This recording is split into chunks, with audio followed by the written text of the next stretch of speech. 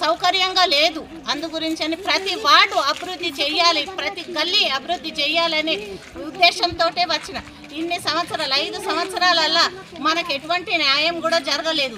ఈ ఒక్కసారి చపాతీ రోలర్కు గుర్తుకు ఓటేసి మీరు గెలిపించండి. మనం ఎట్లా ఉన్నాము అనేది మళ్ళీ మీరు ఎన్నుకునేటట్టు కూడా నేను చేస్తాను. నాకు అంత అవకాశము ఉంటుందని నేను అనుకుంటున్నాను. ఎనీ టైం 12 గంటల రాత్రి కానీ మీరు ఫోన్ చేయండి, మీ ఇంటి దగ్గరకు వచ్చి మేము ఉండి మీ సమస్యలన్నీ మేము తీర్చడానికి ఉంటాము. నమస్కారము. నేను చింతల బాలమని మాట్లాడుతున్న, చింతల రాముల వాళ్ళ వైఫ్ను. మీరందరూ మన 5వ వార్డులో ఉన్న సమస్యల గురించి నేను ఇండిపెండెంట్ అభ్యర్థిగా, స్వతంత్ర అభ్యర్థిగా నిలబడుతున్నాను. మన మహిళలకు అన్నీ కావాలి.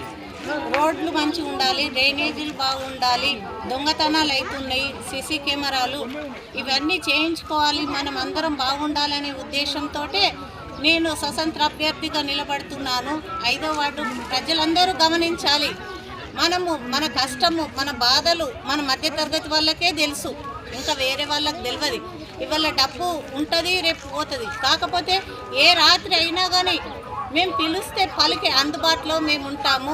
మీరందరూ గమనించాలి. అక్కలు, చెల్లెళ్ళు, అన్నలు, తమ్ముళ్ళు, బాబులు, చపాతీ రోలర్కే ఓటు గెలిపించండి. గెలిపించిన తర్వాత నేను మీ వద్దకు వచ్చి కృతజ్ఞతలు తెలుపుకుంటాను. మీరందరూ నాకు శాయశక్తుల ప్రయత్నం చేసి, ఆలోచన చేసి నాకు గెలిపిస్తారని నమ్మకంతో నేను ఇండిపెండెంట్ అభ్యర్థిగా నేను ఉన్నాను. ఎందుకంటే మీ అందరికీ తెలుసు నేను ఏంటి అన్నది. నా భర్త 24 సంవత్సరాలల్లా ఒక్క పదవి కూడా పొందలేదు. టీఆర్ఎస్లో వాళ్ళు ఇస్తాము అని చెప్పేసి నమ్మించి గొంతు కోసిండ్రు. పద్మక్క వాళ్ళు, దేవేందర్ సార్ వాళ్ళందరూ. ఇది అందరినీ చూసి మీరు గమనించి నాకు ఒక్కసారి మాత్రం అవకాశం ఇవ్వాలని మీ అందరినీ పాదాభివందనం చేసి అడుగుతున్నాను. మన బాధ ఆడవాళ్ళకు మాత్రమే తెలుసు, బయట తిరిగే అన్నలు కానీ అక్కలు ఎవ్వరికి ఇట్లా తెలియదు.